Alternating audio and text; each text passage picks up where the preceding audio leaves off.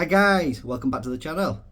Anyway, today I thought I did a little video on this, but I thought I'm going to go into a little bit more detail, and it's the issue with the BMW oil coolers, and I'm breaking down basically on, you know, when they're only sort of 5 or 6 year old and they're quite an expensive job to replace.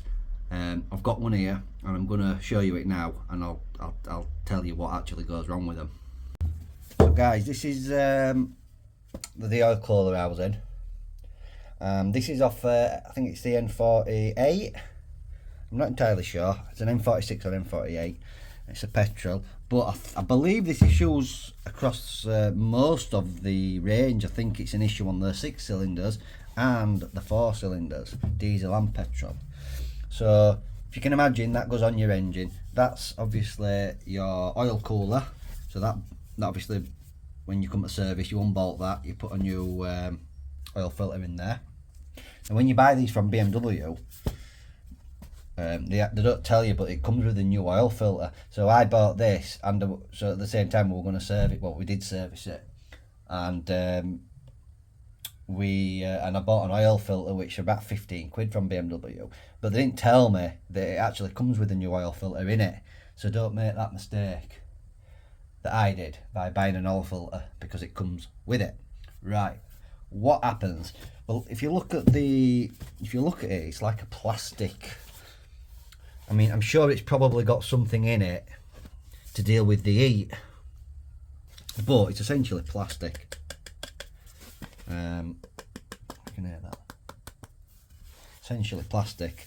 Now what you've got is that bolts onto the engine, and the oil cooler, I think the oil cooler bolts on here, and so you've got the water guides, which I believe these are the water guides, and these are the oil guides.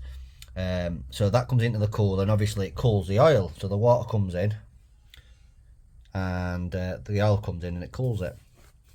Now when it connects to the engine, now this side can break, but on ours, I literally only had the car 2 days, and I just luckily I wasn't far away, and it dropped all the water out. And if you see there, guys, look, can you see? Point to it. You see that there, look?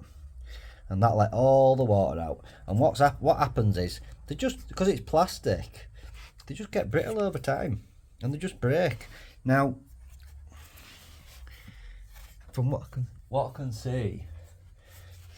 see, you shouldn't really usually have an issue with the oil side leaking, because the oil side, if you look at the oil guide, sort of all recessed. It's only the water side, you know, that seems to jut above. Can you see? And it's them bits that break, because obviously it's only quite thin. Same on this side. Look, the oil jacket side is recessed in. So I'm gonna say that it's probably the oil leaking is probably very rare on them. I imagine it's usually just the water side that fails, but I'm not an expert. I have heard people say had oil leaks from these. So what happens then, I don't know. I mean, if you look in here, you can't tell on camera, but I mean, I assume these seals go.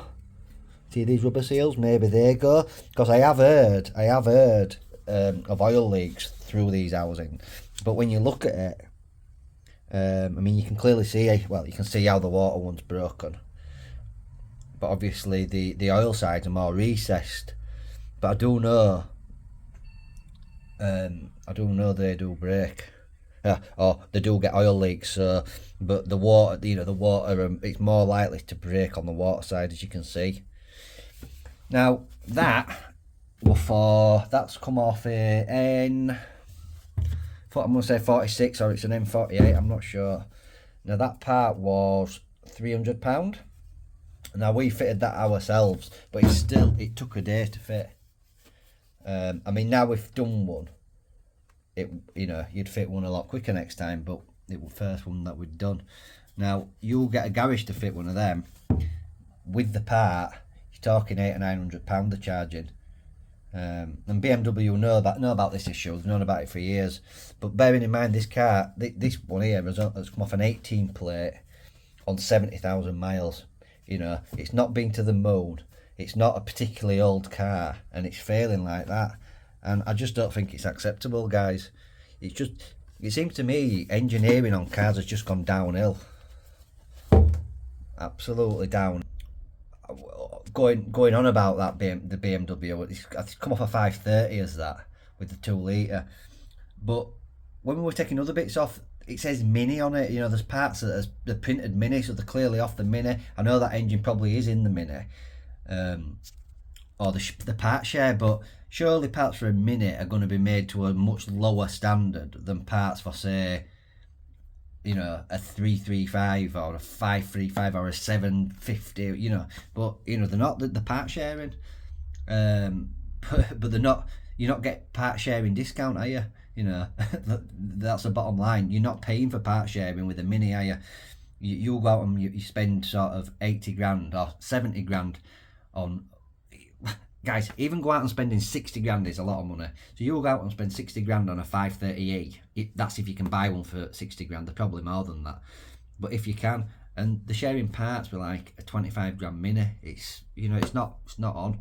But we still put up with it, don't we? Because really, what choice do we have apart from just not buying them?